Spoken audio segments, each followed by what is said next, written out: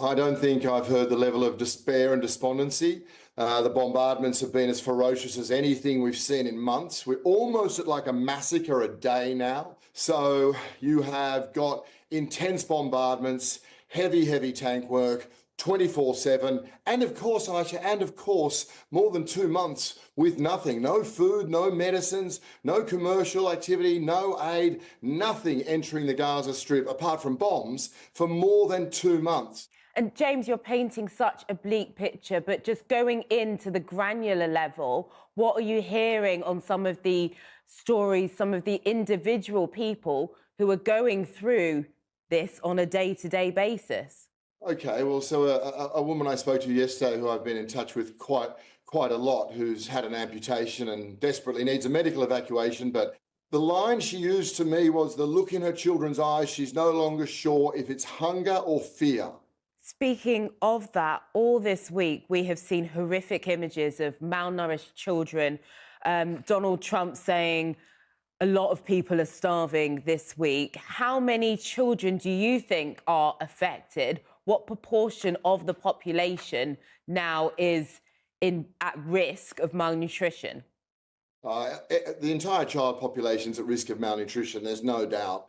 And we're not hyperbolic with this. Everything we say is based on data. And what you're alluding to here is the world's biggest nutritional body that looked at the level of famine risk in Gaza. And yes, people are now starving. Now, you know, starving is something that it's not a natural disaster. It's being inflicted on the powerless. And starving is a pretty horrible thing to see. People are eating in fancy restaurants 20 or 30 miles away.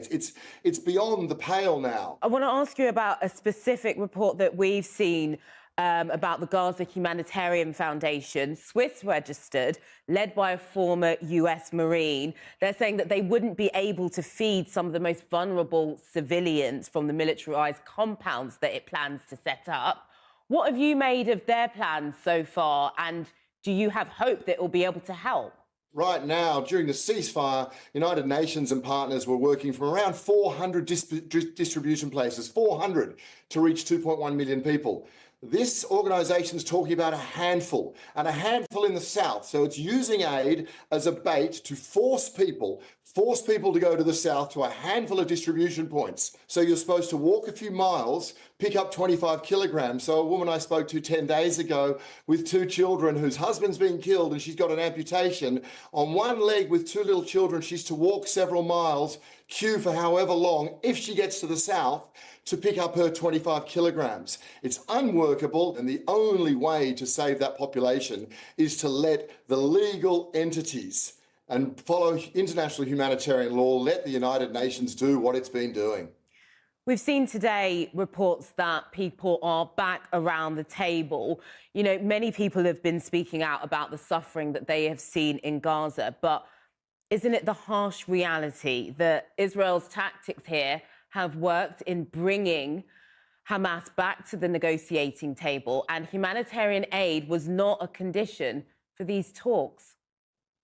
Look, I'm not privy to the talks, and I think that there's been so much discussion in terms of where the goodwill has lied in terms of negotiations.